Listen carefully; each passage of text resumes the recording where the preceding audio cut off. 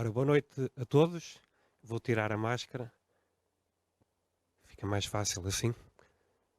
Portanto, boa noite a todos. Estamos aqui num momento que nos traz muita felicidade, porque só estamos aqui porque estamos a comemorar a criação, os 50 anos de criação do Parque Nacional da Peneda Gerês. Acabámos de assistir à inauguração da exposição de Carlos Pontes, fotógrafo barquense, e de seguida vamos dar início a este colóquio, Parque Nacional Peneda Gerês, um presente com futuro. Agradecemos a comparência do Sr. Presidente da Câmara, do Sr. Presidente da Assembleia, demais entidades, personalidades e, obviamente, os nossos ilustres convidados, Carlos Pontes, aqui à minha esquerda, fotógrafo da natureza, Diogo Areses, dos Serviços de Ação Social da Universidade do Minho, aqui à minha direita, Sónia Almeida, da ADER-PG, de Peneda Gerês, e ainda Duarte Figueiredo, do Instituto de Conservação da Natureza e Florestas. Eu vou dar a palavra ao Carlos Pontes, mas primeiro vou fazer aqui uma nota de introdução e vou ter que recorrer aqui à minha cábula. Portanto, Carlos Pontes tem na fotografia da fauna selvagem a sua verdadeira paixão. Natural de Ponta Barca, é aos 35 anos considerado um autor diferenciador dos animais e paisagens do Parque Nacional da Peneda Gerês. A formação em design, a sua habilidade técnica no mundo da natureza, bem como os seus conhecimentos em biologia e fotografia, conferem-lhe um reconhecimento como fotógrafo da natureza e da vida selvagem. Acima de tudo, o autor considera-se um naturalista que retrata para dar a conhecer o património natural e para promover a sua preservação. Com alguns prémios em concursos de fotografia nacionais, colaboração em documentários de vida selvagem passados nas telas das televisões portuguesas e estrangeiras e ainda colaborações na Revista Nacional Geographic, trabalha em projetos ambiciosos para o futuro. Conhecer Carlos Pontes é perceber que o seu ADN é marcado pelas serras e os animais, particularmente o lobo ibérico. Desde os 9 anos que vê lobos em estado selvagem, mas aos 20 anos, um encontro inesperado e triste com este ser aguçou a sua curiosidade pela espécie e desde 2008 nunca mais parou de a documentar. Podemos afirmar que Carlos Pontes é um dos fotógrafos portugueses que mais tem contribuído para a apresentação de toda a beleza inequívoca deste predador, deixando patente a sua imagem real e biológica, contribuindo assim para o atenuar da carga simbólica negativa que lhe está inerente, devido aos mitos culturais dos meios rurais. Eu dou a palavra ao Carlos Pontes e mais daqui a um bocado avançamos. Força.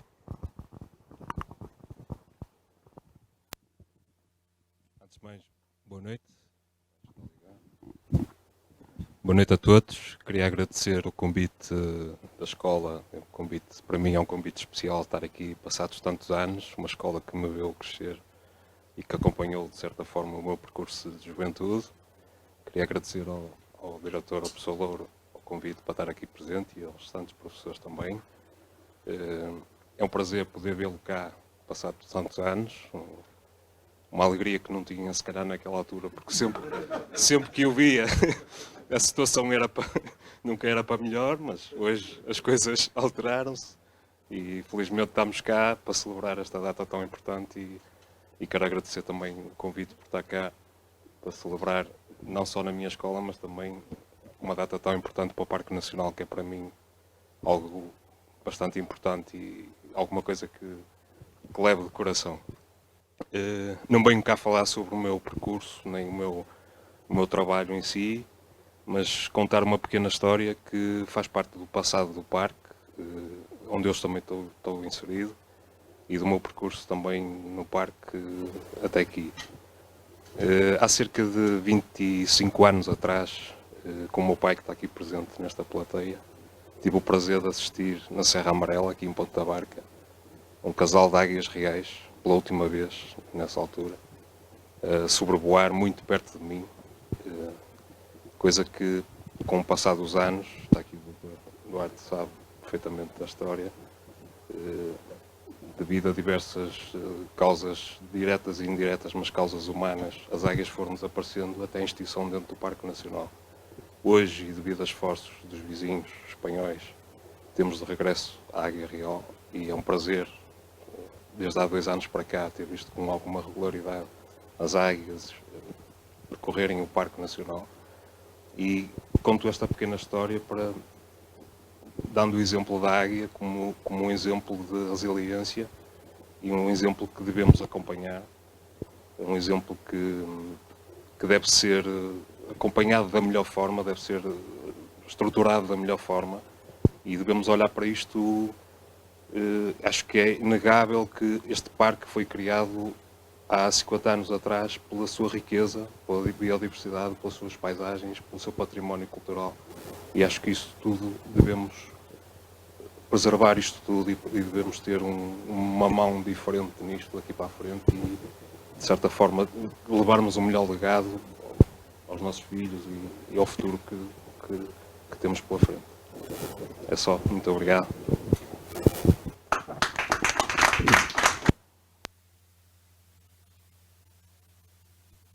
Fazer alguma intervenção?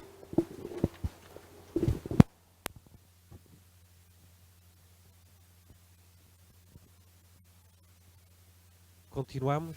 Desta feita vou fazer aqui uma pequena nota também do nosso convidado, Duarte Figueiredo. É licenciado em Biologia pela Faculdade de Ciências da Universidade do Porto e mestre em Ecologia aplicada pela mesma faculdade. Exerce funções desde 2003 no Instituto de Conservação da Natureza e das Florestas, tendo sido diretor de várias áreas protegidas e dirigente da estrutura regional do Norte do Instituto. Atualmente é diretor do Departamento de Conservação da Natureza e da Biodiversidade. Toda a sua carreira se centra essencialmente na gestão de áreas protegidas e no desenvolvimento de projetos de cooperação e certificação internacional. Para além das funções no Instituto de Conservação da Natureza e Florestas, é atualmente administrador da Sociedade Polis Litoral Norte e vogal das comissões diretivas das paisagens protegidas da Lagoa de Bertião de São Pedro de Arcos, Albufeira do Azibo e Corno do Bico. É também secretário executivo da Reserva da Biosfera Transfronteiriça Xerez-Jurez da Unesco e perito da TAEX Technical Assistance and Information Exchange da Comissão Europeia para a área do Ambiente e Conservação da Natureza. Doutor, faz favor. Ok, então, muito boa noite. Queria também agradecer o honroso convite que me fizeram a mim e, no fundo, ao Parque Nacional da Peneda Gerês para cá estar, na pessoa do seu diretor do agrupamento escolar, e, naturalmente, saudar também o Sr. Presidente da Câmara, o meu especial e prezado amigo, e todos os presentes sintam-se também cumprimentados.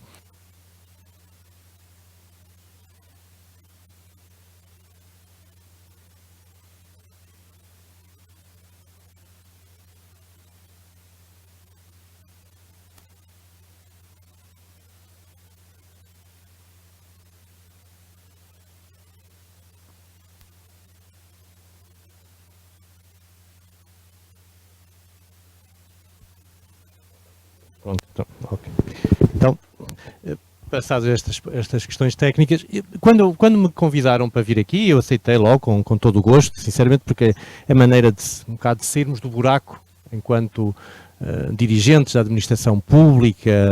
É sempre bom e vir, dialogar, conversarmos, trocarmos ideias. Eu deparei-me, enfim, que abordagem era suposto eu fazer, que apresentação deveria fazer, sabendo que tenho 10 minutos para explanar as minhas ideias, naturalmente depois em diálogo, sempre interessante e vivo, que se espera, depois trocarmos algumas opiniões, alguns pontos de vista sobre o que os senhores entenderem, os senhores e as senhoras entenderem. E, portanto, em 10 minutos era tentar meter o recio na betesga, ou seja, se eu tentasse apresentar o parque, não ia conseguir, ia ser uma apresentação que ia ficar incompleta. Eu sabia também que havia boas, excelentes, extraordinárias fotografias, portanto também não valia a pena tentar impressionar pela parte gráfica e a parte fotográfica, que iria sem dúvida nenhuma ficar absolutamente minimizada com as fotografias do Carlos, e portanto apostei claramente numa apresentação muito sucinta, que pretenda atingir os pontos essenciais em 10 minutos, e depois de podermos conversar, dialogar sobre o que é o nosso Parque Nacional, e essencialmente as perspectivas de futuro e a forma como os agentes locais entendem o parque como uma realidade, como uma instituição com 50 anos. E para uma instituição em Portugal, 50 anos é uma marca significativa, uma marca que já lhe dá sustentabilidade, que lhe dá alguma perenidade, alguma presença histórica.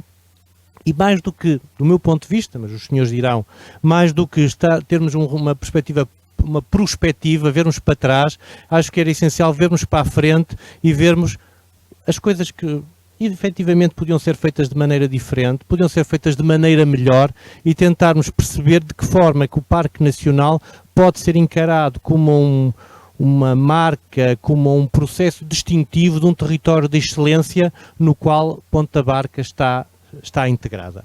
E é com esse objetivo então que eu preparei a apresentação. Peço desculpa que eu tenho que pôr os óculos para ver. É este. É no de baixo. Não estava. Pronto, então. Peço desculpa. É no de baixo.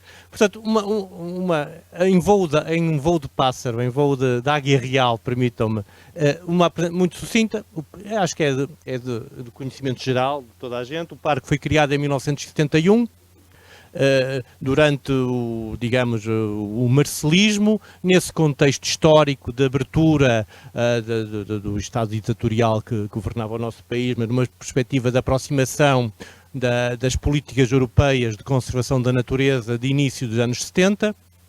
É a primeira área protegida do continente, de Portugal, ex-metrópole, porque nas antigas colónias havia áreas protegidas. É o único parque nacional do país, tem 70 mil hectares e sempre teve no seu DNA uma perspectiva de liderança no espaço das áreas protegidas nacionais. Durante muito tempo teve um diretor que não tem, é uma questão sobre a qual podemos refletir um pouco, que era equiparado a subdiretor-geral. Isso na administração pública é significativo, era diferente, era o único subdiretor-geral que havia dentro da estrutura, os outros diretores não tinham esse estatuto, das outras áreas protegidas que ao longo dos anos foram sucedendo. E, portanto, o parque sempre tentou ser o Parque Nacional, o único parque, portanto, o parque, como nós costumamos chamar, sempre tentou ser uma força motriz, um dínamo nas atividades das várias instituições que o capitaneavam, desde o Serviço Nacional de Parques até o ICN, o ICNB e atualmente o ICNF. E nessa perspectiva, nós sempre, dentro do parque, tentamos ver o parque como um mecanismo, uma forma de diferenciar este território, de lhe acrescentar valor, protegendo e conservando a natureza, mas simultaneamente percebendo que é essa mesma excelência ao nível da conservação da natureza e o seu reconhecimento nacional e internacional pelo facto de existir um parque nacional que pode conferir, ou é um meio de conferir valor acrescentado a este mesmo território. E, portanto, tentamos e criamos parcerias internacionais com os nossos vizinhos galegos, criando o Parque Transfronteiriço do Gerês-Xurés.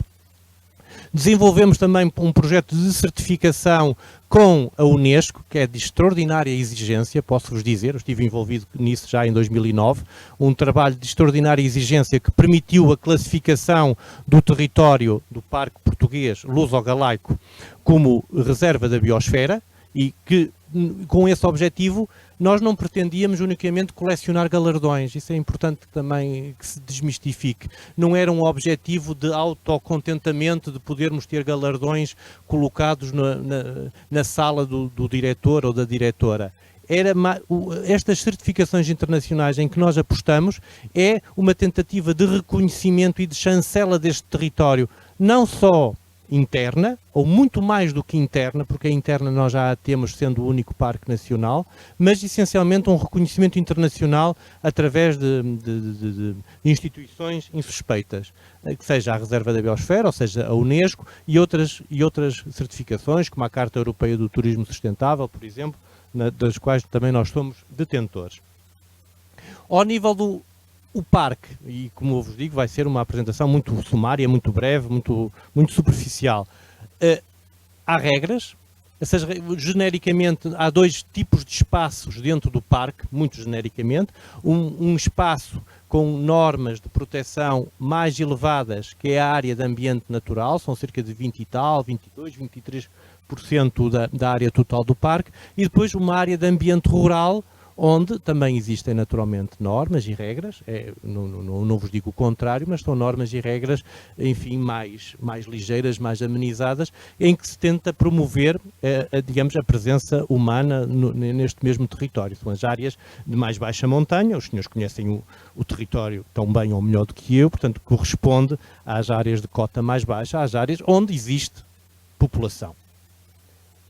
Uma questão que eu gostava de partilhar convosco tem a ver com a titularidade da propriedade do território, que é algo, e se vocês virem, até a legenda está em inglês, porque quando é internacionalmente eu mostro sempre este slide. Porque para um americano não faz sentido o parque só ter 7%, que é a Mata Nacional da Albergaria, genericamente, como propriedade do Estado. Na generalidade, na América do Norte, Canadá, Estados Unidos, a propriedade é pública, são terras federais. Ou seja, quando eu faço esta apresentação a colegas norte-americanos, para eles é um espanto como se consegue gerir um parque com pessoas cá dentro. E nós às vezes queixamos que as pessoas estão a diminuir, isso eu já vou abordar também no slide seguinte. Mas para ele, termos 6 mil pessoas, cidadãos, a viver dentro do Parque Nacional é um espanto, é uma estranheza. E isso resulta naturalmente da existência, da história deste território, e o território existe e o parque existe porque as pessoas assim o fizeram. Isso para nós é também claro como a água. Mas de facto, serve só a título de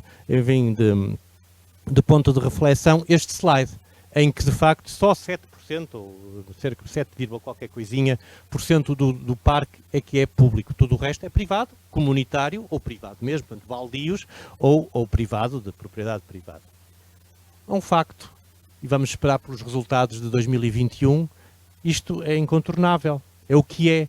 Há quem diga que a responsabilidade será do facto de existir uma área protegida, há quem diga que a matriz de diminuição da população neste território de montanha, economicamente deprimido, com uma grande matriz rural, de aproveitamento agropecuário, é igual, quer seja dentro do Parque Nacional, quer seja num outro concelho com esta tipologia de utilização do território. Então, por outras palavras, quer seja em Amares, quer seja em Ponta Barca, a tendência é a mesma.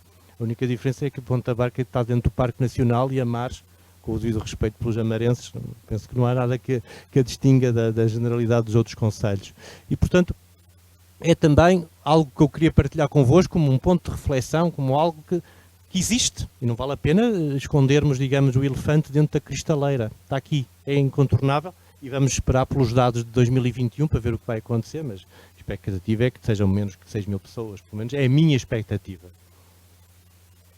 Os valores naturais, não vale a pena, ou melhor, não vale a pena, permitam-me, desculpem-me a expressão, ou seja, toda a gente os reconhece. Penso que não haverá ninguém, ou muito pouca gente, com alguma razoabilidade, possa dizer que os valores naturais existentes no Parque Nacional não justificam a sua classificação como área protegida. Justificam. Isso para mim é incontornável. Naturalmente, aceito que haja pessoas que possam discordar, mas técnica e cientificamente os dados são absolutamente sólidos e fundamentados. O Parque Nacional existe, foi criado em 1971, assumamos-lo, eventualmente houve uma decisão técnico-política na criação do parque, aceito isso perfeitamente, mas atualmente podemos dizer que o Parque Nacional existe e também porque tem valores naturais que o justifiquem como tal, quer ao nível dos seus habitats, quer ao nível das suas espécies, quer da fauna, quer da flora. Há justificação, há razoabilidade para este território ser e continuar a ser o Parque Nacional da Peneda Gerês. E agora, muito rapidamente, quero avançar para partilhar convosco, só mais 2 ou 3 minutos, sobre algo mais porque eu também confesso-vos, um parênteses, não sabia se a assistência iam ser jovens do ensino, miúdos, permitam-me a expressão, se ia ser este tipo de assistência. Eu tinha esta parte, seria só para os mais jovens, eu agora quero avançar para esta mais de reflexão sobre o futuro do parque. E do meu ponto de vista, como está plasmado neste slide, os valores naturais do parque são incontornáveis, são consolidados, existem. Ponto, do meu ponto de vista, ponto final. Ou seja, mas agora como é que os responsáveis pela gestão deste parque, durante muito tempo só o ICNF e agora também a Comissão de Cogestão, em que há um envolvimento também das autarquias locais, dos municípios do parque, como é que nós devemos encarar este território e como é que nós perspectivamos para o futuro consolidar uma estratégia que aprende com os erros, que aprende com os sucessos, mas que tem como fundamento e como interesse melhorar este território. E do nosso ponto de vista, há 3 eixos que nós devemos abordar. Primeiro, a conservação da natureza. O parque justifica isso mesmo. Mas depois também uma alavancagem do desenvolvimento do território. O parque não é sustentável se não houver um desenvolvimento sustentável também do território. E isto não é o lugar comum, não é a frase feita que se diz, é, do nosso ponto de vista, da atual direção da área protegida, claramente uma aposta que tem que ser feita, que é essencial que seja feita e que seja consolidada. Porque, durante muito tempo, e eu não vou ler estes slides, os senhores podem, conforme eu vou falando, ouvindo-me de fundo, podem ir lendo, convido-vos a isso, é absolutamente assumido por nós que a gestão da área protegida tem que passar do que era e do que ainda é, em parte, há que o assumir, que está na coluna da vossa esquerda, para uma gestão que se aponta, não por nós, mas pelos organismos internacionais de conservação da natureza, como a IUCN, que foram os seus técnicos que definiram esta tabela, de uma maior integração, de uma maior participação, de um maior envolvimento efetivo das forças locais na administração e na gestão deste território. E, portanto, o objetivo que nós claramente temos é, gradualmente, temos que o compreender, as realidades de Portugal são diferentes da Suécia ou da Finlândia, evidentemente que sim, mas gradualmente tentar dinamizar esta passagem. Okay? Testando, experimentando, eventualmente errando, tendo que recuar, mas tendo sempre claramente como nosso objetivo, a médio e longo prazo, que haja uma aproximação do território à sua gestão. Okay? Tendo sempre presente que não se confunda isto, como eventualmente outras pessoas menos bem intencionadas podem confundir, com liberalidade ou com desregulação ou com libertinagem na ocupação do território. Consegue-se fazer isto. A perspectiva de que alguns urbanos, permitam-me, têm do território, dos seus agentes políticos, dos seus decisores políticos, nomeadamente os autarcas, é um mito em que pensam que o autarca é um mero desenvolvimentista que não cuida da sustentabilidade do seu território. Não, acho eu que há esse mito errado, muito errado do meu ponto de vista, que com todos com quem eu lidei, nomeadamente do Parque Nacional, sempre demonstraram uma preocupação sincera e genuína na conservação destes valores naturais, independentemente das cores políticas, que eu já lidei com autarcas das mais várias componentes políticas no território. E, de facto, é importante fazermos essa mudança, fazermos essa alteração. Com estas linhas de força, que não são lugares comuns, eu peço-vos que entendam isto não como um slide só para agradar à assistência, definitivamente não é. É claramente a nossa linha estratégica ao nível da gestão da área protegida.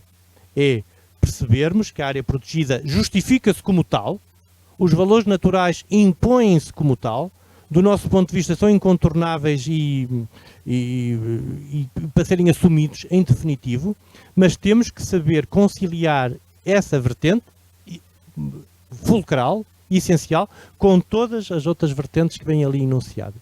Da dinamização do tecido empresarial, de uma sustentabilidade económica para o território, tudo isso pode ser compaginável com a realidade que nós temos. E para terminar, perceber que com estes 4 eixos, com o equilíbrio entre a conservação e o desenvolvimento económico, com o aproveitamento, com o estímulo à inovação, nós, do nosso ponto de vista, conseguiremos fazer um parque diferente, um parque melhor. Para isso contamos com todos vós. Muito obrigado.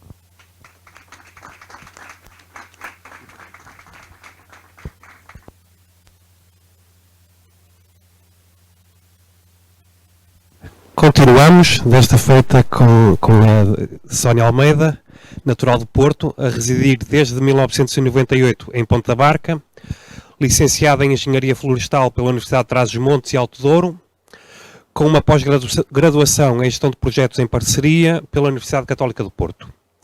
Iniciou a sua atividade profissional na ADER Peneda Gerês em 1998, como técnica de projetos, tendo em 2008 assumido a coordenação técnica da associação. Já em 2011 e até à data, assume as funções de administradora delegada na mesma instituição, sendo responsável pela gestão e administração da associação, em representação do Conselho de Administração, tanto ao nível técnico, gestão de equipas de trabalho, como ao nível financeiro, desenvolvimento de projetos e sua sustentabilidade.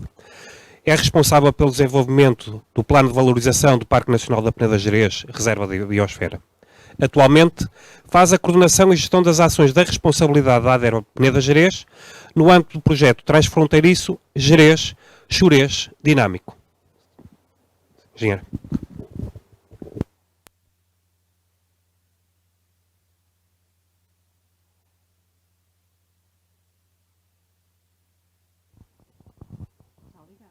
Tá.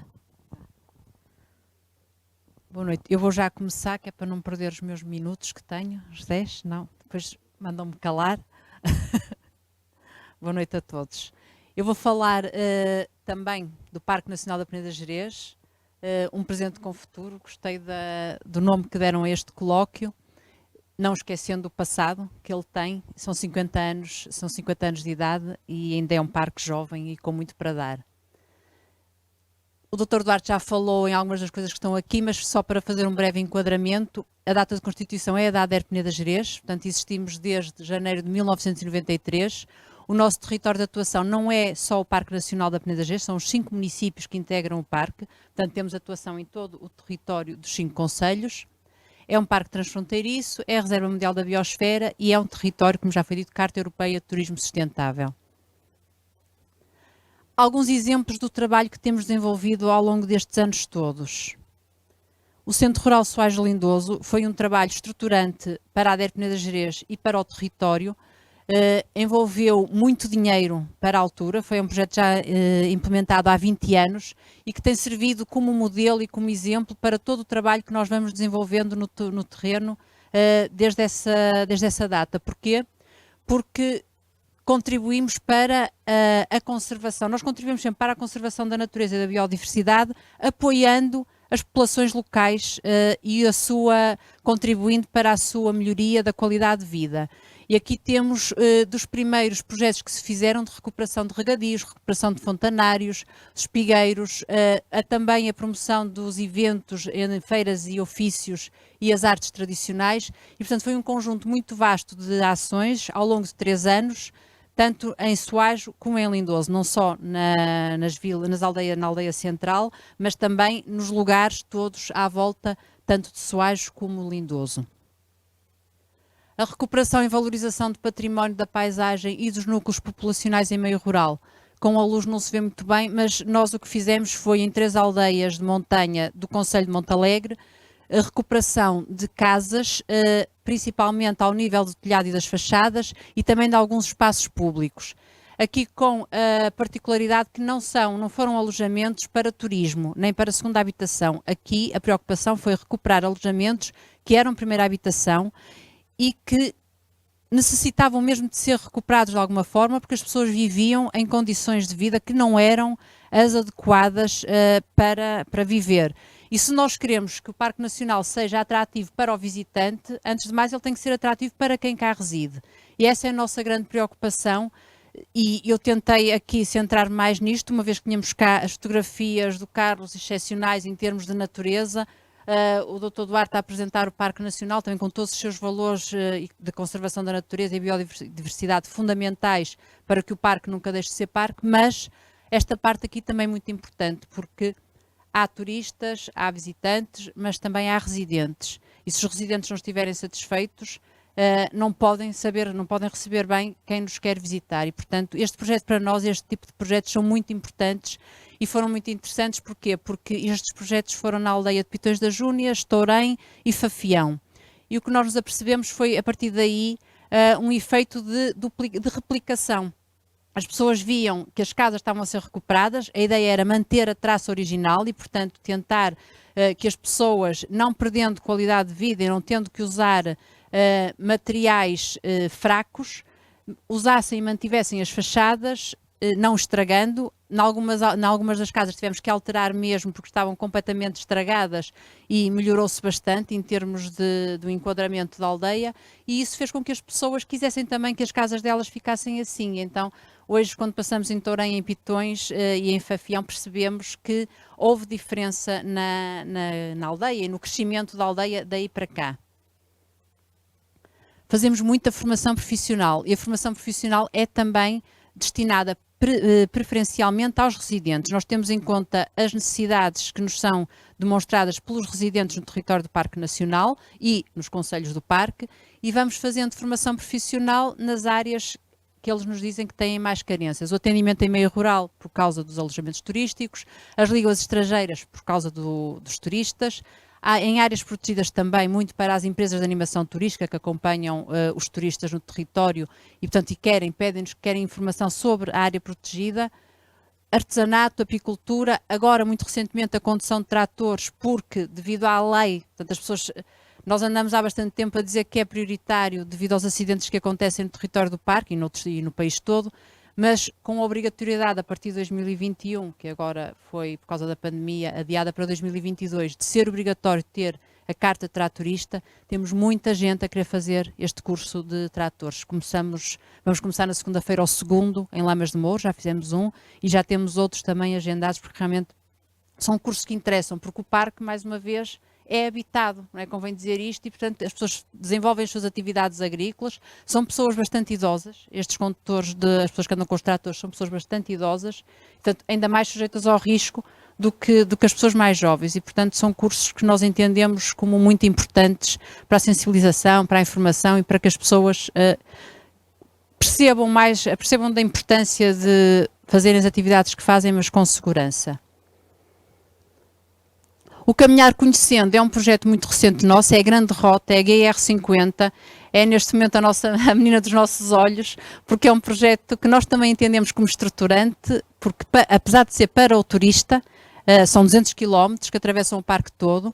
Agora já com o Parque dos Churês, que também, ao ver que nós conseguimos avançar com o parque, com a grande rota da Peneda Gerês, avançou também com a grande rota dos Churês, e portanto há agora uma grande rota transfronteiriça, portanto é possível fazer quase circular o parque todo, a reserva da biosfera, o Parque dos Gerês e o Parque dos Churês.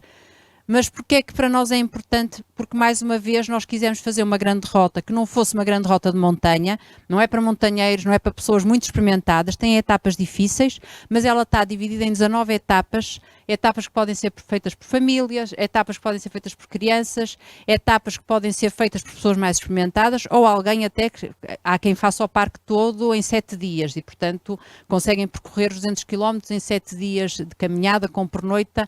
E com pernoita onde? Com pernoita nas aldeias. Essa foi a nossa vontade, foi não fazer uma grande rota de montanha, mas fazer uma grande rota que passe nas aldeias do parque. Para quê? Para conseguirmos, se as pessoas passam, as pessoas param, se as pessoas param, querem comer, se as pessoas querem ficar e querem visitar, também podem dormir, e depois continuam no dia seguinte e fazem mais uma etapa da grande rota, e isto faz com que se dinamize a economia local, que é um dos nossos objetivos também. Portanto, esta nossa grande rota, para além de dar uma resposta, criar atratividade no Parque Nacional, tanto em termos de valores como em termos de valores naturais e também valores culturais, também é uma mais-valia financeira em termos de recurso financeiro para quem usa o parque como profissão. Empresas de animação turística, os restaurantes, as lojas de artesanato. E, portanto, esta é uma grande aposta e nós não queremos deixar cair a grande rota da Peneda Gerês. Portanto, já temos um novo projeto para melhorar a grande rota. A nossa ideia é, enquanto podemos, ela estar sempre a melhorar, e melhoria contínua, e, portanto, não é um projeto acabado. E porquê? Porque as pessoas importam. E nós achamos, portanto, a população do parque, como já foi dito aqui, está bastante envelhecida, como está a população toda do nosso país, como está a população na Europa. Não é uma fatalidade, nós não temos que olhar para isto para o Parque Nacional como ou seja, o facto de ser uma população envelhecida não pode ser visto como um ponto fraco, tem que ser visto como um ponto forte. As pessoas estão aqui e são estas pessoas que mantêm e que ainda têm uma história sobre o que é o Parque Nacional. Os tais 50 anos de história são-nos contados por estas pessoas e, portanto, o Parque Nacional, tendo esta gente a residir lá, é um atrativo porque são as pessoas que os turistas procuram para saber mais sobre a história do parque, e isso para nós é muito interessante.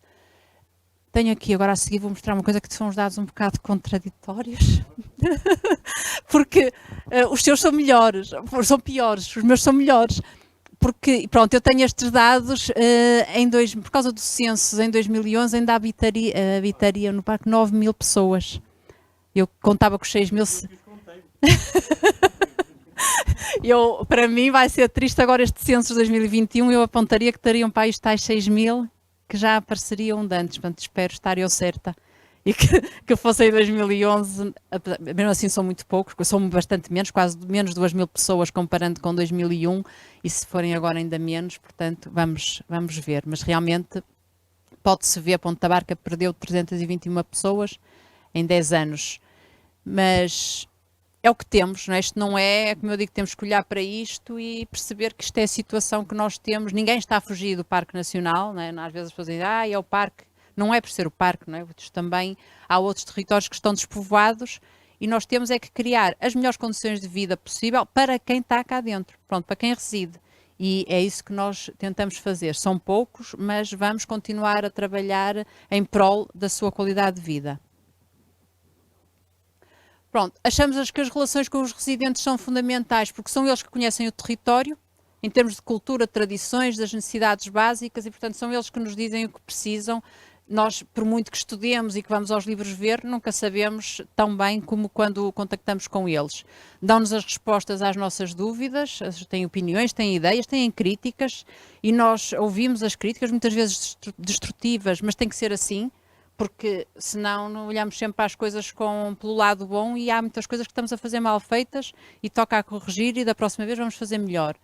Muita diversidade de informação e depois cria esta confiança entre as pessoas e as entidades, que é muito importante, tanto a ADER como o Parque Nacional, como as câmaras municipais e com as pessoas residentes.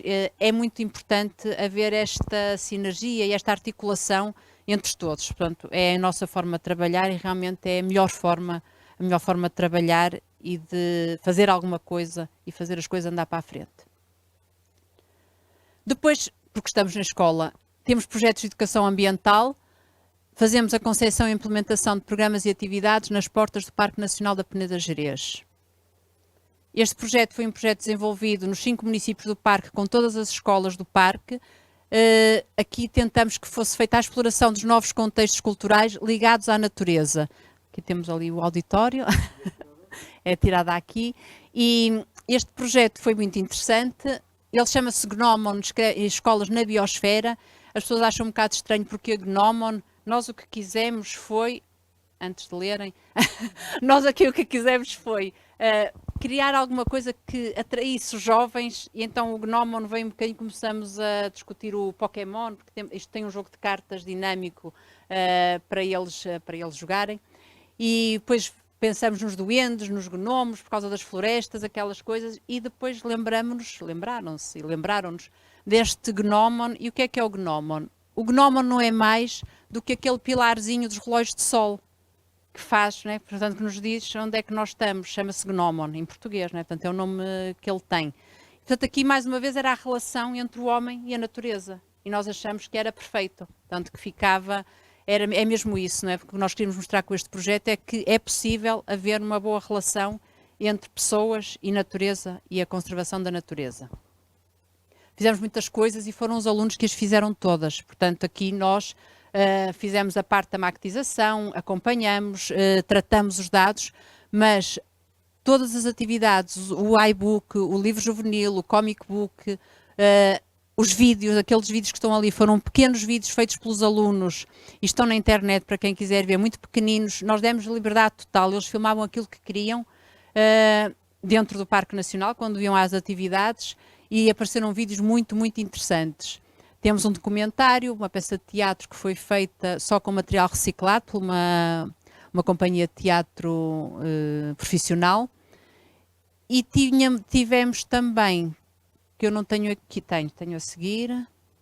Não tenho, mas já vos mostro, tenho a seguir. Pronto, isto são alguns dos pequenos vídeos que os alunos fizeram, portanto, eles deram-lhes nomes, todos eles tinham que dar um título aos vídeos e faziam então aqueles vídeos o que quisessem. Falavam-nos daquilo que queriam, era a liberdade em função do que aprenderam durante o ano em todo o projeto.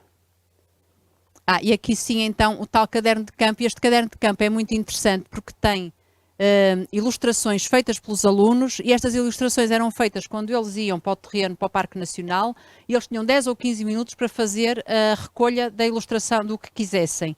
E depois nós compilamos tudo num caderno de campo que está muito interessante, porque tem desde lixo, a incêndios, a animais, portanto, tem tudo que eles achavam que quando olhavam para naquele bocadinho que nós lhes dávamos, e eles faziam um registro, e esse registro está publicado naquele caderno de campo. Este projeto mais recente que nós temos é o Ecopassaporte, é um projeto de educação ambiental, mas destinado às escolas da área metropolitana do Porto. Porquê? Porque nós queremos atrair as pessoas das grandes cidades também aqui ao território do Parque Nacional. Enquanto o projeto nas escolas do Parque Nacional foram para os alunos do 5º ano ao 12º, este projeto foi para os alunos do 1º ciclo. Aliás, está a ser porque é um projeto que tem vários ateliês nestas áreas, na fauna, flora, arqueologia, geologia, água e antropologia. Teve suspenso durante o ano da pandemia, infelizmente, porque deixou de haver visitas ao Parque Nacional e deixamos de poder fazer as atividades nas portas do parque e no território do parque como nós gostaríamos. Entretanto, teve suspenso e nós agora lançamos o desafio às escolas, porque elas não vão sair, continuaram sem sair e vão estar provavelmente mais um ano sem fazer visitas de estudo. E então levamos nós o parque às escolas. Então estamos a ir às escolas do Porto e tem sido muito bom ver, bom e triste ao mesmo tempo, a alegria deles por poderem sair para o recreio, e não estão no Parque Nacional, mas por sair para o recreio. Alguns recreios são em cimento, que é uma tristeza ver, não é? Os miúdos alegres e felizes no cimento, porque têm folha, aqui não tenho, mas porque estão a fazer jogos. Este jogo pode ser feito dentro ou no exterior, porque estão a ver folhas e a comparar e a ver o efeito da fotossíntese e a descobrir pequenas peças de arqueologia em caixas de areia que nós fazemos, e tudo isso em pequenos espaços quando poderiam fazer aqui, mas melhor que nada, não é? E portanto nós vamos continuar a fazer com a esperança de que no próximo ano já possam vir aqui e façam mais ateliês. Nós conseguimos fazer 2 ateliês em cada escola e os ateliês são 5. O que nós queremos é que eles completem os 5 ateliês. É muito interessante ver. Eles ficam, ainda não é isto, é para acabar, é muito interessante ver que eles ficam tão contentes porque recebem um chapéu de explorador, recebem uma mochila com uma bússola, uns binóculos, pronto, tudo é bom, porque eles põem-se logo a mexer naquilo tudo, tiram tudo da mochila, nós damos-lhes umas pás na atividade de arqueologia e percebemos logo que isso ia acontecer, mesmo com a pandemia, apesar de ir tudo desinfetado e os professores desinfetarem tudo, ao fim de algum tempo já estão todos a trocar pás uns com os outros, mas pronto, é o que é, e estamos a ser bem recebidos. Começamos a semana passada, finalmente, porque as escolas começaram a abrir-nos as portas, e vamos continuar, e em princípio no próximo ano vão-nos ainda permitir continuar este projeto, e gostávamos muito que já fosse aqui no território do Parque Nacional.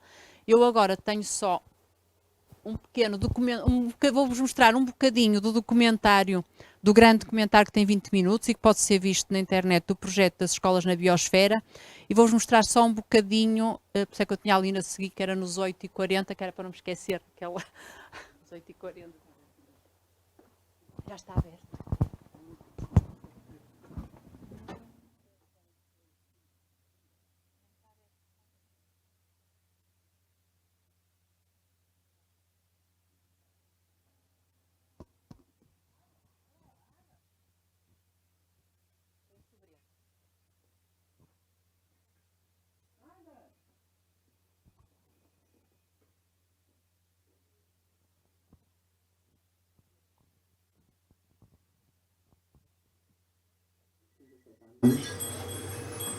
Ando a estudar curso técnico de multimédia, que é uma arte que eu gosto bastante.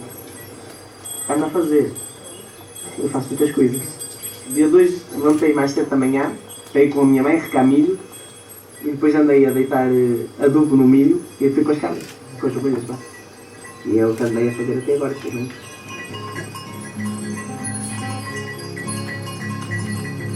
Assim, eu curto ir com elas porque não dou muito trabalho, então tenho assim bastante à vontade, porque posso estar a fazer outras coisas em paralelo de estar com elas, vá. Posso estar no telefone, posso estar a fazer jogos, posso estar a fazer diferentes coisas. E não curto muito às vezes porque está uma pessoa tão bem na cama e tens de pôr a pé para ir com elas, ou está a dar um filme correr na televisão e tenho que ir, não posso ver o filme porque tenho que ir com elas. São todas diferentes, é como as pessoas, são todas diferentes, cada uma com a sua personalidade e cada uma com o seu nome e são totalmente diferentes. São uns animais muito espertos mesmo.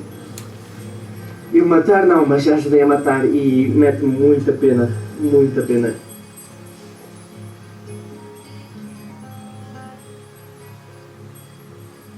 Eu gostava de viver cá, porque isto aqui é porreiro. Mas não sei se para um futuro, porque cada vez menos as pessoas estão a vir para cá, mesmo só para turismo. As pessoas que trabalham no campo cada vez mais vão ficar mais velhas, os mais novos vão fugindo para o estrangeiro, ou cada vez menos querem trabalhar nos campos, essas coisas assim.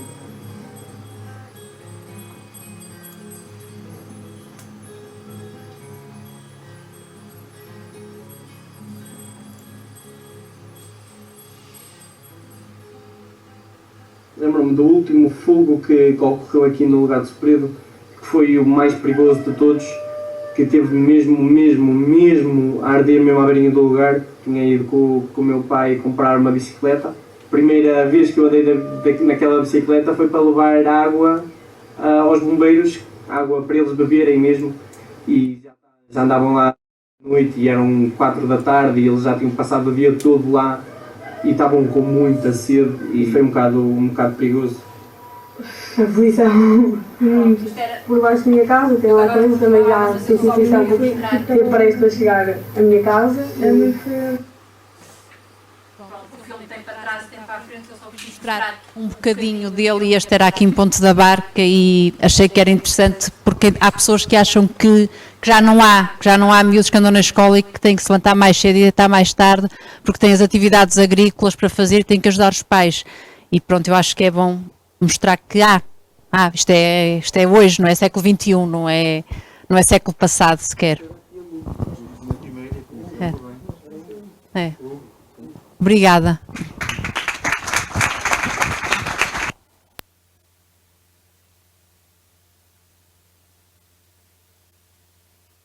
Para o último convidado, Diogo Areses, é mestre em Engenharia Civil, com especialização no ramo da hidráulica e ambiente e mestre em Gestão e Negócios, pela Universidade do Minho, estando neste momento a frequentar o doutoramento em Ciências Empresariais na mesma universidade. Autor e coautor de diversos artigos em revistas científicas nacionais e internacionais. Diogo Areses iniciou a sua carreira profissional como gestor de projetos na área da hidrologia e sustentabilidade.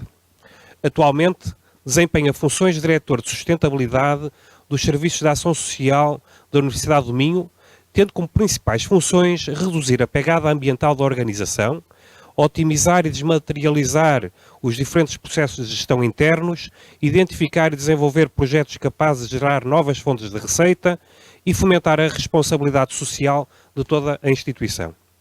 Paralelamente, desde 2020, acumulei ainda funções de gestão estratégica no Gabinete de Transição Económica e Estrutura do município de Guimarães, que apresenta como principal objetivo potenciar uma mudança de paradigma rumo a uma região mais digital, verde e resiliente. Natural de Ponta Barca, Diogo Areses é um forte entusiasta do poder que a sustentabilidade e a tecnologia poderão ter na construção de um melhor futuro para todos.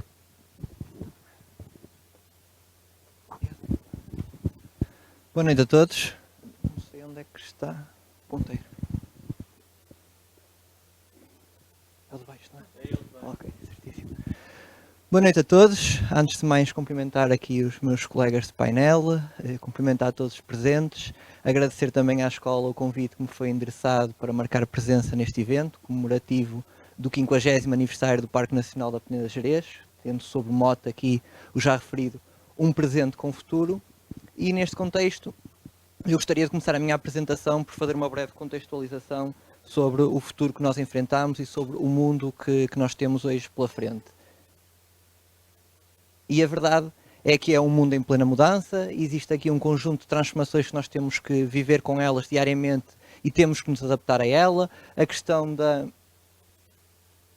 Ok, agora está certo. A questão da globalização e dos modelos de negócios estão a passar por profundas transformações que estão a mudar a forma como nós vivemos em sociedade. Associado a isto, aquilo que nós já falámos do crescimento populacional e dos padrões migratórios que levam a uma heterogeneidade cada vez maior do território e que acarreta desafios para as pessoas que gerem estes espaços. As alterações climáticas são hoje eventualmente o maior desafio que a espécie humana enfrenta e que nós temos que encontrar soluções para sair deste desafio e que deriva em grande medida de uma poluição ambiental e de uma exploração de recursos cada vez mais intensa, onde as vivências sociais que nós temos no nosso dia-a-dia são cada vez mais fortes. Temos os avanços tecnológicos e hoje em dia eles estão presentes em tudo o que nós fazemos no nosso dia-a-dia, e a agravar tudo isto, desde sensivelmente há um ano a esta parte, enfrentamos uma crise pandémica, uma crise sanitária de Covid-19, que afeta seriamente a forma como nós nos relacionamos em sociedade e como convivemos entre nós. Tudo isto surge no meio de duas grandes transições. A primeira, a transição climática, na qual o parque tem um papel central, e a transição climática tem aqui um conjunto de áreas centrais que devem ser debatidas: a questão da neutralidade carbónica, a questão da gestão integrada dos recursos hídricos, do controle da poluição e da economia circular, da agricultura sustentável e regenerativa e da gestão integrada dos solos e, claro, como não podia deixar de ser no âmbito deste evento, a preservação dos ecossistemas e a promoção da biodiversidade. Esta é uma transição que surge em paralelo com uma outra, que é a transição que eu aqui denomino transição digital, e que obviamente deriva em grande medida de, ao longo dos últimos anos, temos melhorado a capacidade de armazenar dados, capacidade de tratar esses dados e colocar esses dados, através de sistemas de inteligência artificial, de serviços da cloud e por aí fora, colocar esses dados ao serviço de tecnologias e de produtos com impacto nas nossas vidas. A questão da robótica, da impressão 3D, das redes 5G, tão em voga hoje em dia na comunicação social e no nosso dia-a-dia, ou até próprias tecnologias de blockchain, de realidade aumentada, realidade virtual, biotecnologia, enfim, um sem número de iniciativas, um sem número de sistemas que têm um impacto tremendo na nossa vida e que nós temos que perceber de que forma é que os podemos capitalizar. Nesse sentido, acho que importa agora, e deixar já aqui a nota que foi roubar estas fotografias todas ao Instagram do Carlos, peço desde já desculpa por isso, mas está ali a referência, perceber de que forma é que no meio destas transições todas o parque pode atuar no sentido de capitalizar ao máximo os aspectos positivos e as oportunidades e, por outro lado, também tentar mitigar ao máximo os aspectos negativos e as ameaças que daqui poderão decorrer. Nesse sentido, eu estruturei isto aqui em 4 áreas, sensivelmente, que vou tentar apresentá-las de uma forma muito breve, mas que eu acho que o Parque Nacional da Peneda Gerês poderá trabalhar no futuro e poderá ter um impacto muito grande para toda a comunidade envolvente. E o primeiro, como não poderia deixar de ser, a neutralidade carbónica, tão em voga. A verdade é que nós hoje, quando olhamos para o parque e para as massas florestais que ele incorpora, percebemos que o parque tem um impacto extremamente positivo na capacidade de absorção de CO2 da atmosfera e na fixação desse CO2 no solo. Isso é um impacto que tem na comunidade e que, de certa forma, não está internalizado. Esse efeito positivo não está internalizado e, normalmente, em termos económicos, chamamos a isto uma externalidade ambiental, e sempre que temos este tipo de situações, merecem ser internalizadas nos seus modelos de gestão. Apresento aqui algumas formas que poderia ser trabalhado deste ponto de vista, e o primeiro seria trabalhar no sentido de estas áreas poderem ser certificadas como sumidores de carbono e, através disto, poder emitir títulos de carbono que pudessem ser posteriormente comprados por empresas, e temos hoje em dia muitas empresas que querem atingir a neutralidade carbónica e que a única maneira que têm, por mais eficiente que sejam os seus processos, é fazer aqui uma espécie de offset das suas emissões e tentar comprar estes títulos para adquirir o volume de 0 emissões carbónicas ao longo do ano. Outras áreas que poderiam ser trabalhadas, estas mais do ponto de vista de gestão das massas florestais, poderia ser a questão da biomassa, que já se falou aqui por diversas vezes ao longo dos últimos anos, ou mesmo a produção ou a utilização desta biomassa florestal para a produção do biochar, que é algo que também agora está muito em voga como recurso para a valorização dos solos, ou até mesmo a utilização destas árvores para a produção de resina, com programas de resinagem. Aliás, isto é uma área que está cada vez mais em voga no país e está inclusive, faz parte inclusive de uma das alíneas do Plano de Recuperação e Resiliência que o Governo recentemente apresentou. Esta é a primeira área que eu acho central ser trabalhada e com a qual se pode desenvolver muitos esforços. A segunda é, globalmente se chama de tecnologias verdes, isto é, tecnologias e sistemas tecnológicos que estão, de certa forma, ao serviço da promoção da sustentabilidade do território. Eu aqui destacaria muito rapidamente 3 áreas. A primeira, a utilização de sistemas através de câmaras de alta definição, isto já existe em muitos países, e com sistemas de inteligência artificial associados para monitorizar as serras, para monitorizar as florestas e permitir, de certa forma, intervir em 2 áreas. Uma primeira área de prevenção e detecção de uma forma mais rápida e mais sólida, áreas que tenham uma elevada densidade de massa florestal e tentar implementar processos de limpeza desses espaços para evitar que, se caso surja lá um fogo, ele tenha proporções mais graves.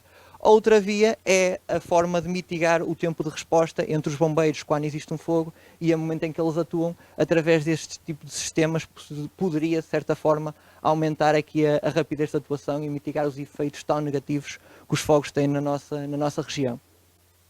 Outra área que eu entendo ser interessante é a questão das reflorestações em larga escala. Muitos projetos têm vindo a ser feitos pelo Parque em termos de reflorestações, junto dos estudantes, junto com os municípios, com as instituições, com as empresas. Isto é algo que eu entendo ser muito importante continuar a ser feito, até por uma questão de sensibilização e de educação das próprias comunidades para esta importância.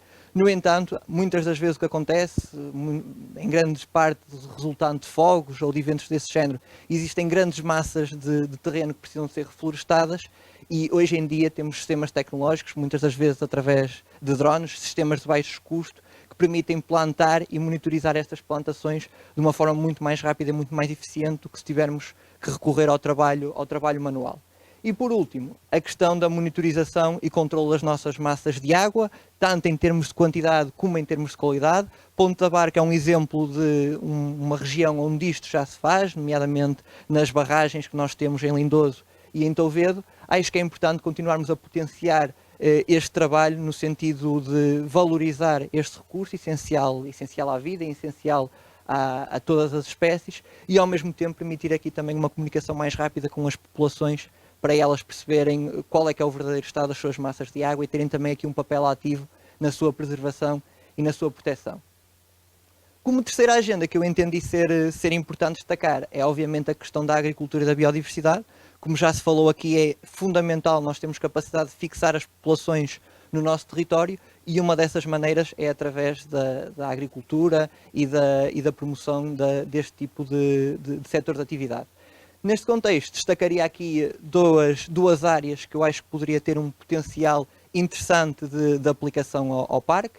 A primeira é a questão da rastreabilidade e já existem hoje muitos sistemas de rastreabilidade de produtos e eu aqui destacaria isto em 2 óticas. Uma, nos produtos alimentares produzidos do parque e eles serem dotados de equipamentos que possibilitasse, por exemplo, ao consumidor final, através dos telemóveis que nós hoje todos temos, apontar para a embalagem e por via de um QR Code percebermos onde é que o produto foi produzido, de que forma é que foi produzido, por onde é que passou e qual é que foram o tempo que demorou até chegar às suas casas. E isto teria a vantagem de, por um lado, aumentar o contacto entre os produtores e os consumidores finais, que é algo que muitas das vezes afeta os próprios produtores, e por outro lado dotaria todo o sistema de uma maior segurança alimentar e de uma maior sustentabilidade.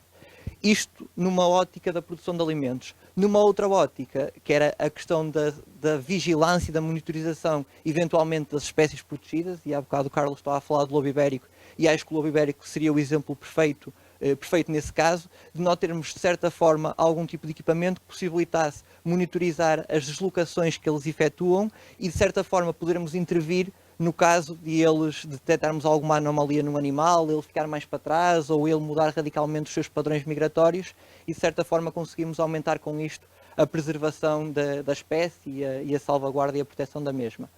Uma outra área A questão dos sistemas agora muito em voga, que são os sistemas agrovoltaicos. O que é isto? Não é nada mais, nada menos que associarmos a produção fotovoltaica e sistemas fotovoltaicos a sistemas agrícolas e com isto darmos a possibilidade aos produtores agrícolas termos uma outra forma de receita, e é muito importante para eles, dado que muitas das vezes as margens que eles têm nas suas vendas não são muito grandes, e com isto possibilitava diversificar as suas fontes de receita e ao mesmo tempo para a própria região aumentava a sua independência energética e em boa medida com energias renováveis. E por último, a questão que já se falou também aqui da educação, de continuarmos a educar os trabalhadores para a importância de ter uma agricultura regenerativa e uma agricultura que não se foque única e exclusivamente em ser o mais intensa possível e no curto espaço de tempo, mas que tenha capacidade de ser sustentável no médio e no longo prazos.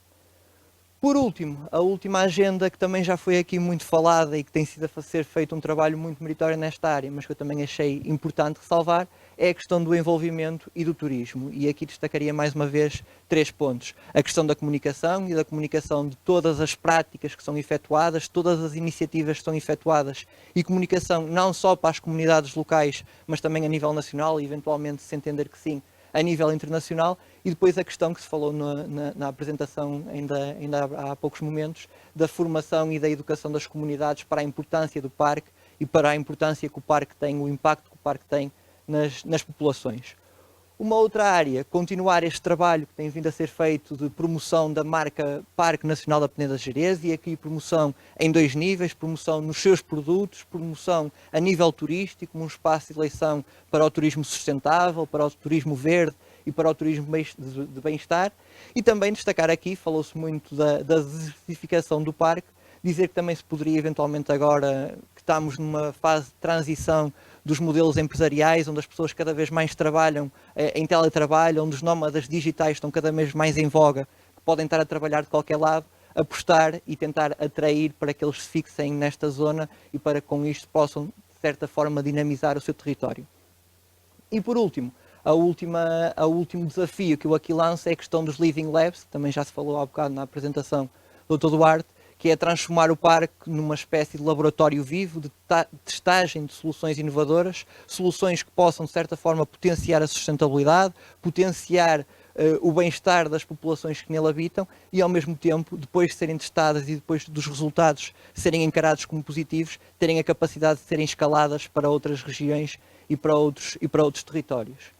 Não me querendo alongar muito mais, terminar só com aqui um slide no qual eu destaco alguns pontos que eu considero essenciais para a implementação de estratégias deste género, estratégias que eu entendo serem fundamentais de implementar não no curto, mas sim no médio e no longo prazo. São estratégias que demoram a ser implementadas e, como tal, acho que devem ter essencialmente 3 vetores orientadores. E o primeiro seria a questão da inovação, e aqui inovar através da incorporação de projetos disruptivos, projetos inovadores, projetos capazes de promover a sustentabilidade de toda a região.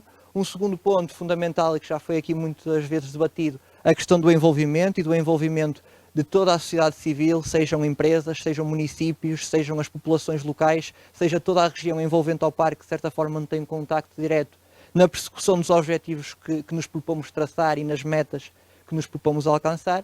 E por último, um último eixo estratégico, e que eu considero eventualmente ser o mais importante, que é a questão do legado, e de, em todas as atividades que sejam desenvolvidas pelo parque, pelos agentes do parque, por todas as pessoas que moram em redor do parque, tenham sempre isto como foco final, que é garantir um legado de um futuro no qual os pilares da sustentabilidade, e os pilares da sustentabilidade aqui não pode ser só a componente ambiental, ou a componente social, ou a componente financeira, tem que ser as 3 em conjunto, se assumam como eixos estratégicos e vetores orientadores dos modelos de desenvolvimento.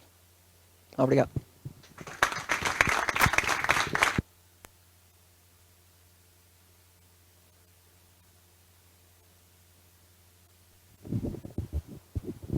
Dando continuidade a esta sessão, gostaríamos de promover agora aqui um momento de diálogo. E para isso é preciso que alguém faça perguntas. E eu aposto que está toda a gente ansiosa por fazer perguntas. Ok.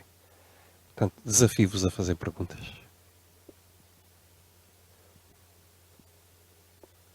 Eu não tinha isto pensado, mas eu estou curioso e vou fazer algumas perguntas. Fiquei curioso. São perguntas simples, mas que gostava de aproveitar esta oportunidade. Gostava de saber quantos lobos existem no parque, se é possível responder. Gostava de saber se ainda existe, se existe águia real no parque. Gostava de saber se está previsto algum plano está-me a faltar a palavra, mas relativamente ao urso pardo, de colocar na área do território esta espécie. Sabemos que há espécies errantes, pelos vistos, pelos órgãos de comunicação social, parece que já foram avistadas alguns exemplares desta espécie. E começava por aqui, e depois também gostava de saber, uma vez que sou professor e que estou neste estabelecimento de ensino, o que é que se espera dos educadores para que este futuro seja sustentável e seja preservado, não é? Promovido e preservado em simultâneo. Deixava estas questões assim no ar. Eu julgo que o Carlos conhece bem a questão dos lobos e, portanto, podemos começar por aqui. Isto é só para abrir o diálogo e, portanto, eu vou passar o micro.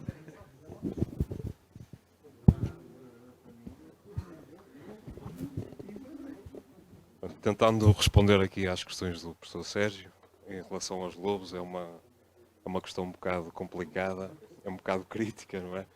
E acho que por aí responder a um número exato não é muito, é difícil. Mas vamos esperar por censos que estão a ser feitos este ano, porque é verdade, estamos no ano de censos de 2020, do lobo 2020-2021, já não são feitos há cerca de... Já não são feitos há cerca de 20 anos, mais ou menos, e isto acaba este ano, é o último ano de censo, e para o ano teremos alguns dados mais concretos em relação à vida familiar do lobo dentro do parque, digamos assim. Em relação ao urso, acho que é uma realidade, o urso já esteve presente cá, relativamente recente, é provável que tenha estado presente mais vezes e não tenha sido monitorizado, porque é uma questão complicada. É também uma realidade que na Espanha o urso está a aumentar muito. É um animal com um raio de ação muito grande. E com o aumento que está a ter em Espanha, chegará cá muito rapidamente. Mas para o urso se manter cá e para termos umas condições favoráveis para ele se manter cá, também temos que trabalhar nisso e sobretudo na reflorestação do parque e naquilo que o urso precisa como habitat para se poder manter cá e ter determinadas áreas para poder caçar, por exemplo. Não sei se o Dr. Duarte quer responder aqui a algumas. É verdade. Relativamente ao censo, de facto, é um bocadinho coincide com o nosso censo e os dados preliminares, posso completar o que o Carlos está a referir, apontam para 11 alcateias, havia 10. No último censo havia 10 na área do parque, não só dentro do parque, também na zona de Soajo, já fora do parque, zona de Vila Verde. Pronto, há umas alcateias fora do parque, mas que acabam por ter uma dinâmica parque, fora, dentro, fora. 11 alcateias nas proximidades do parque. E também há alcateias que estão em Espanha, na zona de Castro Laboreiro, também tem área vital dentro do parque, serão à volta de 11, tudo aponta, os dados vão ser confirmados, mas tudo aponta para que sejam 11 alcateias dentro do Parque Nacional, do território do parque, melhor dizer assim, estava a ser incorreto. Relativamente ao urso pardo, o urso pardo já foi avistado 2, 3 vezes de forma documentada e confirmada por nós, mais no interior, ou seja, mais na zona de Montezinho, depois de Chaves, para o interior, Vinhais, essencialmente na zona de Vinhais. O Parque de Montezinho basicamente é o norte dos concelhos de Vinhais e de Bragança, e nessa zona já foram avistados e registados documentalmente, não é o curioso que diz que viu, não, há provas, há marcas, há pegadas de pelo menos 2 avistamentos confirmados, eventualmente um terceiro avistamento. São machos divagantes, é o que tudo aponta para que assim seja, são machos divagantes que, pronto, saem do grupo familiar e procuram encontrar a fêmea para se reproduzirem. Ainda não há registro de qualquer de casais, portanto não há reprodução no território do Parque de Montezinho. No caso do Gerês, ainda não houve nenhum avistamento confirmado. E isto acontece porquê? Porque na projeção de Montezinho fica mais perto da zona interior da Galiza, já na projeção quase das Astúrias, de norte para sul, e portanto é lá que existem os maiores grupos de urso nesta zona. Tem a ver com um aumento e uma expansão da Serra da Culebra também. Exatamente. Ou seja, eles vão de chegar cá. É natural. Daqui a 5, 10, 20, 1 ano, 2 anos, é absolutamente incontrolável. Obviamente que essa migração, em mancha de óleo, portanto, um alargamento gradual, há de ocorrer, mas nós temos de ter em atenção as assimetrias do território em termos de infraestruturas que acabam por isolar o território. O que é que eu quero dizer com isto?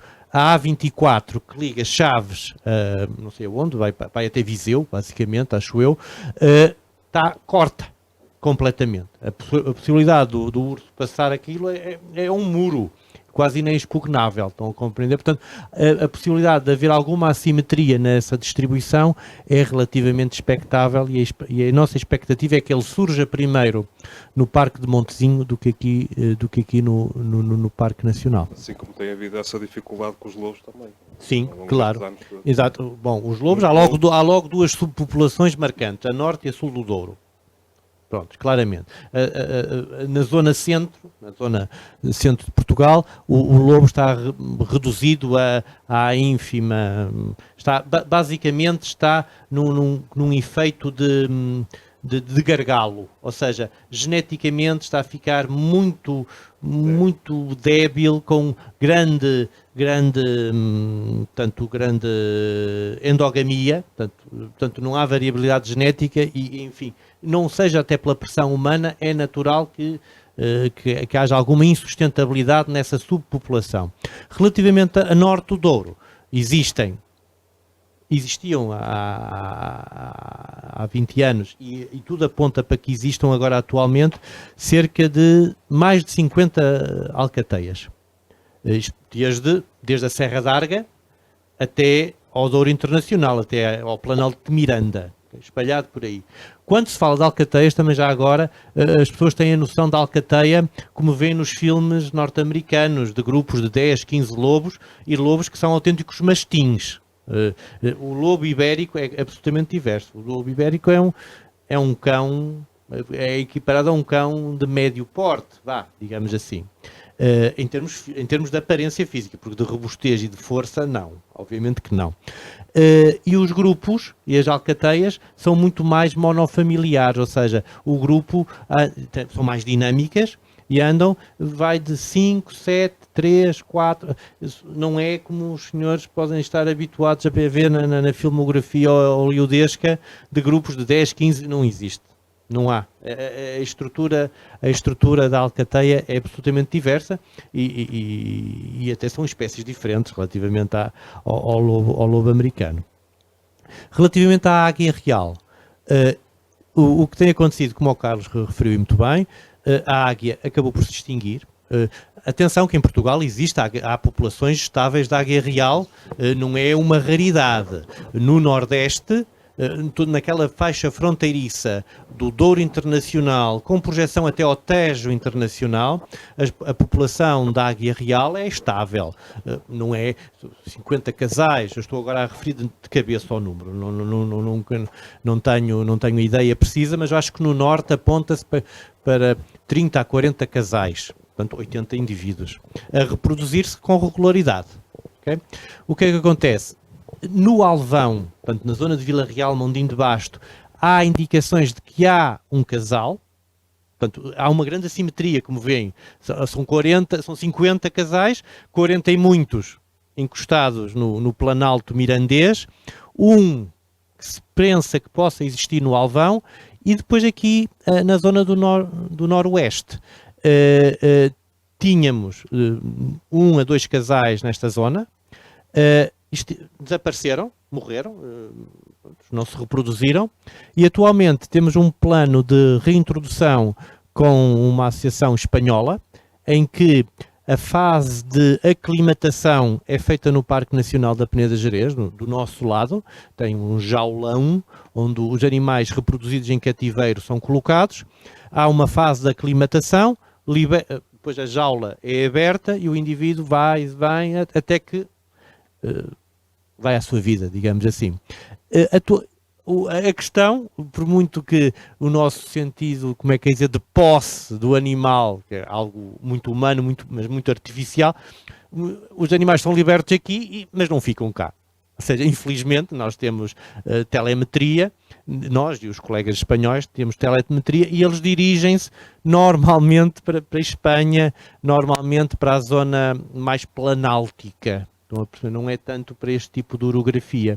E, portanto, temos assistido à libertação, alguns morrem, há uma percentagem que é normal, de cerca de 50% de sobrevivência. Para vocês pode-vos parecer um choque que basicamente metade não sobreviva, mas é um número que a literatura aponta como normal nestas circunstâncias, e dessa metade nós libertamos desde 2000 e picos que começamos com esta operação, libertamos cerca de 15, 16, lamento, não tenho o número de cabeça, mas anda nesta ordem de grandeza, desde até ao momento, e desses 8, 9 que sobreviveram, 10, digamos, que sobreviveram, normalmente eles dirigem-se para o centro de Espanha, okay? Que é ao habitat que para eles é preferível. Portanto, vamos continuar a fazer isto porque, obviamente, que a nossa missão é a conservação da natureza sensu lato, não é aqui no nosso quintal. O facto de conseguirmos aclimatar os animais e deles sobreviverem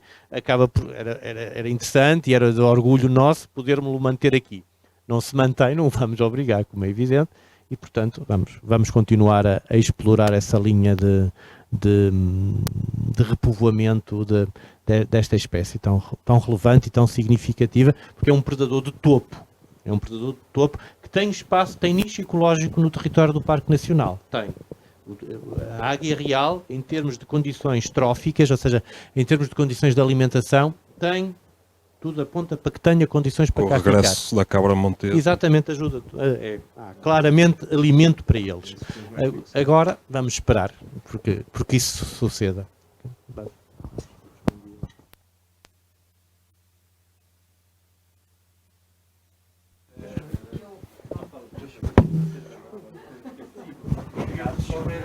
Não, eu que se espera.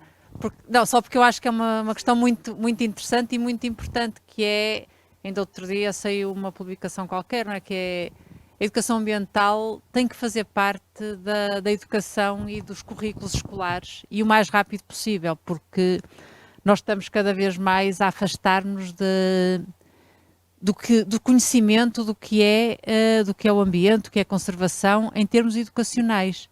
E, portanto, os nossos filhos já pouco sabem, tirando estes pequeninos projetos que vão aparecendo, parece que é já quase uma surpresa, não é? Ficam muito admirados e não devia ser assim. Nós ficamos contentes por ver que eles ficam entusiasmados, mas o que é certo é que a realidade não devia ser, eles não deviam ficar entusiasmados, devia fazer parte, como faz parte do português, a matemática, e saberem que 2 mais 2 são 4, saber também, lá está, que há lobos, que há... Nós no projeto das escolas na biosfera, quando perguntávamos, e alguns grandes já, porque isto era do quinto para a frente, não eram os pequeninos, que espécie é que eles achavam que se podia encontrar no Parque Nacional, chegamos a ouvir, e não estavam a brincar, que havia elefantes, girafas, porque no fundo eles têm na cabeça dele o que há nos jardins zoológicos, e que é o que eles visitam normalmente. O que nos custa um bocadinho, não é, perceber que há muitos miúdos que vão, faz parte das visitas e do currículo das escolas, levá-los ao jardim zoológico, ao Parque das Aves, que é normal, é normal porque eles gostam de ver isso, mas que não faz parte dos currículos verem numa área protegida, ou numa área, ou num parque natural, ou num parque regional, irem ver, ou não ver, porque a maior parte das vezes não se vê, mas saber que existe fauna e que existe flora muito interessante ao vivo, né, e que está na natureza. E eles estão habituados a vê-los atrás de grades. E pronto, macacos, não é? Eles acham sempre que vão encontrar macacos no parque. Portanto, é logo aquela primeira coisa, não é? Onde é que estão os macacos? Porque é o que eles estão mais habituados a ver. E, portanto, a educação ambiental, se não começarmos rapidamente a introduzi-la nos pequeninos, não é? Desde pequenino, nós qualquer dia só nos telemóveis. Não? Acham que eles estão ali dentro, não é? Abanam a ver se eles caem de lá.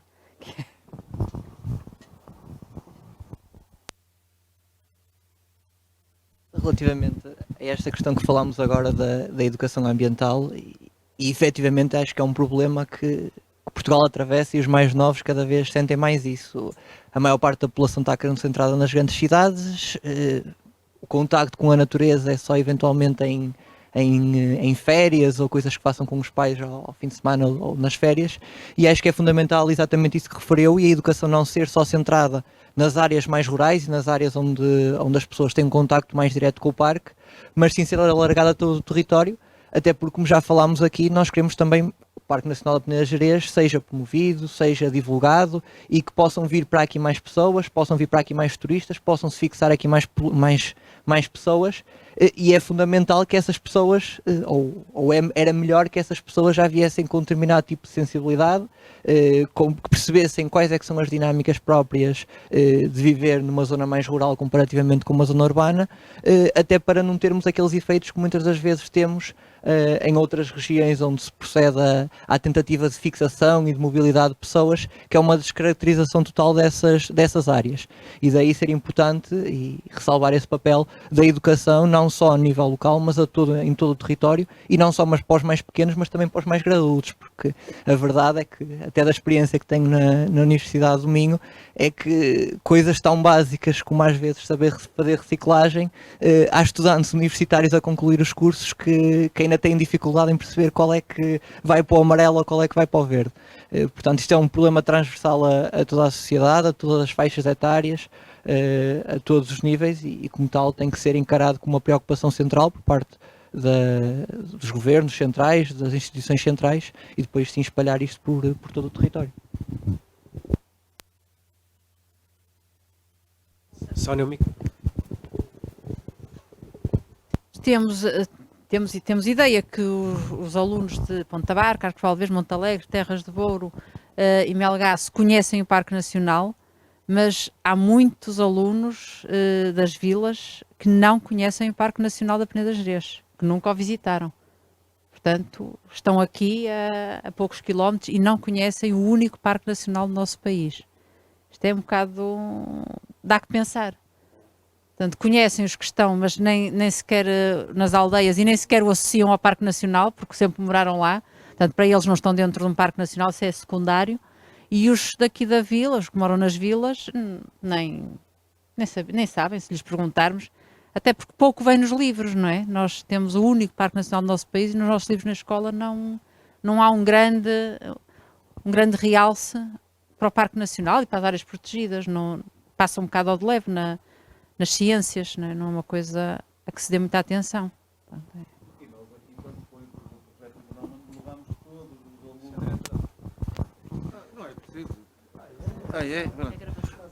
Não, só estava a dar nota isto que a Sónia aqui falou, de que quando foi do projeto Gnoma nós levamos todos os alunos do agrupamento, todas as turmas tiveram atividades no local, precisamente porque tínhamos essa sensação que depois confirmamos. Aquele exemplo que vimos ali do filme era o Hugo, que é um de muitos alunos que ainda vive no parque e que antes de vir para a escola tinha aquelas tarefas e depois, no fim do dia, regressava. E recordo-me que o Moranguinho, quando estava a fazer o documentário e descobriu este aluno, ficou encantado com o modo como o Hugo verbalizava a sua relação com o parque. E depois, eu também não podia deixar uma nota aqui, porque o Sérgio colocou esta questão. O que é esperado de nós, escola, enquanto promotores da educação e da mudança nas populações? Para nós o parque também é algo que assumimos por inteiro, a sua riqueza e o seu valor. O facto de estarmos aqui hoje a assinalar os 50 anos do parque, e vamos estar a assinalar durante o tempo que tiver aqui a exposição, durante as 2 semanas, é porque é para nós muito significativo. E o parque tem feito parte, não do currículo em si, mas do enriquecimento do currículo. Do conjunto de projetos que temos realizado, daqueles que estamos abalançados, e porque entendemos que é um valor que, especialmente neste período de pandemia, Porque nós, quando estamos a olhar para a pandemia, estamos só a pensar na aceleração que houve na digitalização das nossas vidas. Mas a pandemia também nos mostrou, quando estivemos todos parados em casa, que a natureza, de algum modo, também marcou o seu espaço e recuperou alguns pontos de intervenção. Nós chegámos, há relativamente pouco tempo, a ver uma raposa aqui, no fim do dia, a passear dentro do espaço escola. Portanto, nós estamos a olhar para isso e estamos a pensar. Neste momento temos um projeto europeu, um projeto Erasmus, em que estamos com escolas de 5 países da União Europeia a trabalhar precisamente os problemas ou as questões da preservação da natureza e da sustentabilidade. Esta semana fizemos mais um projeto, entrou a candidatura na União Europeia, também do Erasmus, com escolas do outro lado da fronteira, para tratar um problema que foi aqui aflorado, que é a questão dos incêndios. O que fazer para prevenir os incêndios.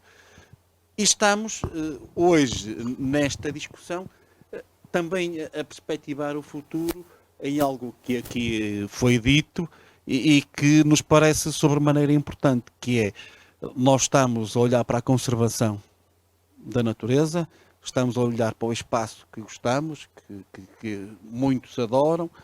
Eu aprendi o Gerês, Vilar da Veiga para cima, Fafião, por ali, desde pequenino a brincar com o meu pai naquilo, e daí essa relação que tenho com o Parque Nacional da Peneda, mas também tenho estes alunos daqui, porque num dos projetos que tivemos, dizia-nos foi em 2001, entre 2001 e 2003, não foi, Sérgio? Aquele projeto com os alemães...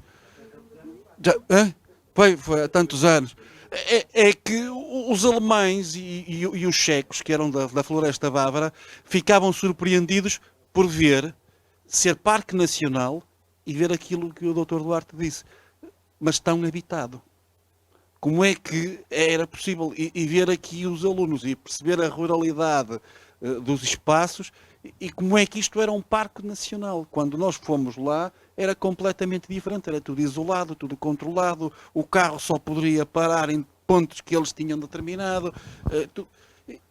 E chegarem aqui, ver esta liberdade das pessoas serem parque, para mim se é permitida a expressão, é muito interessante. E é isto que nós temos que pensar enquanto escola, enquanto formadores, enquanto educadores, é como é que podemos fazer com que isto possa continuar, para depois termos os lobos, os javalis, as águias reais, os leões, também já... Não vou falar de leões não, porque esta semana, se falarmos de leões, aparecem já aí todos. Olha, já está aqui um quase a puxar de cascol. E só queria dizer que é um gosto ver-vos a vós, a ex-alunos, também acho que é um gosto para mim, é um gosto para todos os professores que aqui estamos. E Carlos, e perceber que é mais fácil falar agora comigo do que na altura. Não sei agora, é só mais alguém que quer. Sim. Gostaria de fazer, sobretudo, para fazer um apelo, quer aos responsáveis do Parque Nacional Peneda Gerês, quer àqueles que são os autarcas, e que foi a minha preocupação durante muitos anos, ligado ao ambiente, enquanto vereador do ambiente, de 82 a 85, a sensibilidade que me levou e que me apaixonou pelo parque, e se calhar introduzi este vício no filho, que com todo o gosto e honra da minha parte vejo a trabalhar na defesa do ambiente, mas creio que também é importante que quer as autarquias, quer o Parque Nacional Peneda Gerês também obrigue aqueles que são os concessionários das nossas áreas a pugnar um pouco pelo ambiente e pela limpeza do parque. Ou seja, nós temos as margens do rio nas zonas das Albufeiras, que estão altamente degradadas, que é digno de um país do terceiro mundo, como é o facto da Albufeira de Tovedo. Tovedo, sei que é parque a partir de entrarmos nos rios, mas é quase impossível chegar à margem. Por outro lado, nunca o parque e as autarquias conseguiram impor à própria EDP que limpasse aquilo que é o leito do rio, ou seja, abaixo do nível freático da água, limpasse as árvores que lá estão, e acima do nível freático da água, nos metros que está definido para a própria EDP, que limpasse a margem. E eu acho que isto era importantíssimo para a educação das pessoas, dos nossos mais novos, e educar os mais novos também a preservar o ambiente e toda aquela área que nos é muito grata, e nós temos uma paisagem interessantíssima por aí acima, que não é visitada, ninguém conhece. A partir, antes um bocado do parque, mas a partir aqui da Albufeira de Tovedo, ninguém conhece a margem desta malta mais nova, que eles têm 20 anos, 30 anos, 15, 10, não conhecem, e que realmente é importante. Por outro lado, gostava de ressaltar aqui aquilo que é a atividade do Hugo enquanto pastor, porque durante vários anos também tentei que dentro do parque fosse reabilitado os rebanhos que existiam antigamente, quer na Ermida, quer em Lourido, quer em Germil, e em toda a área do parque, Arcos Valdevez, Terras de Bouro, Melgaço, por aí fora. E que, sobretudo, aproveitássemos aqueles que eram os nossos pastores antigos, que ainda estão vivos, e que pudéssemos projetar, a partir daí, não só rebanhos, como também incutir nas pessoas a forma de poder consumir aquilo que é a carne do cabrito e da ovelha, que eu acho que está um bocado dispersa naquilo que é os nossos hábitos e, sobretudo, também nos nossos vindouros. E acho que é importante todos nós fazermos um esforço no sentido de que isso possa vir a prevalecer. Eu estava na Câmara aqui há pouco tempo e fizemos o registro do nome da Serra Amarela, portanto seria o nome de um produto esse que tinha a ver com aquilo que seria o rebanho, que seria a carne dos cabritos e das ovelhas, que podiam eventualmente proliferar aqui na zona do parque. Podia eventualmente ter uma feira quinzenal ou mensal ou bimensal, eventualmente, para que pudesse dar resposta a toda esta área, toda esta zona, e que pudesse ser um incremento fundamental socioeconómico para a área do parque. Porquê? Porque é um parque que tem população. Tem população, é preciso continuar a manter aqui a população dentro do parque para que ele seja preservado, porque a preservação tem a ver com o homem e com a própria natureza. E a preservação das espécies também tem a ver com isso, se nós conseguirmos que o homem fique ali, que seja o residente e consiga ter possibilidades de se manter dentro do parque, considerando até que tem um nível de vida razoável ou que tem qualidade de vida, tendo eventualmente possibilidade de ter sustentação de si próprio e da família. Eu acho que estes vetores são muito importantes e a limpeza, eu peço encarecidamente. Eu fiz aqui há dias, mandei uns mails para vários lados, dei conhecimento aqui ao Sr. Presidente da Câmara e da Câmara de Arcos Valdevez, porque fiz mais uma vez um apelo às entidades nacionais para que não fiz ao parque, peço desculpa o que devia ter feito, mas não fiz, mas no sentido de que obrigasse a EDP a fazer aquilo que é devido há muitos anos esta parte. E como não fizeram nada até agora, pelo menos obrigá-los a fazer uma coisa muito simples, que é uma ecovia daqui até ao Lindoso, tanto deste lado como do lado de Arcos Valdevez, e que estas margens sejam percorridas por todos nós, porque se ainda há bem pouco tempo o nosso campeão olímpico e mundial, Fernando Pimenta, vinha para aqui praticar a canoagem, temos a possibilidade de muita gente praticar se estiver limpo. Por outro lado, também queria fazer um apelo ao agrupamento de escolas, no sentido de aproveitar o edificado que temos em Entramos os Rios e eventualmente pugnarmos para que a Universidade de Minho ou o Politécnico de Viana consiga pôr ali um curso na área do ambiente, que não existe, creio que não existe lá. Existe? Pronto. Que pode eventualmente ter algum incremento na área de laboratórios, do próprio ambiente, da água, dos aquíferos que nós temos, e se calhar ter um estudo muito forte a este nível, que pode eventualmente também projetar várias teses de fim de curso, de mestrado, de doutoramento, que tenha a ver com o percurso que é desde Melgaço até Monte Alegre, os percursos pedestres, de estadia, de passagem, e que eventualmente possam projetar microempresas para que possam dar, digamos, reproduzir mais ou menos isso. É só. Obrigado.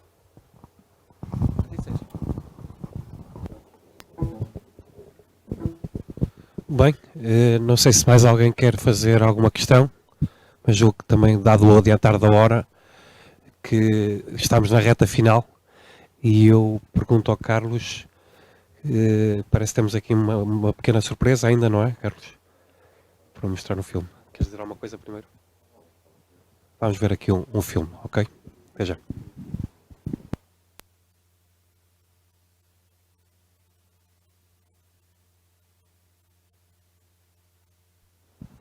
Bem, e depois do filme vamos terminar este colóquio. Portanto, Parque Nacional Peneda Gerês, um presente com futuro, e na pessoa do Sr. Diretor Carlos Louro, aproveitar para agradecer uma vez mais aos nossos ilustres convidados e a todas as instituições e individualidades aqui presentes, e desejar-vos um bom regresso a casa e um excelente fim de semana. Muito obrigado a todos.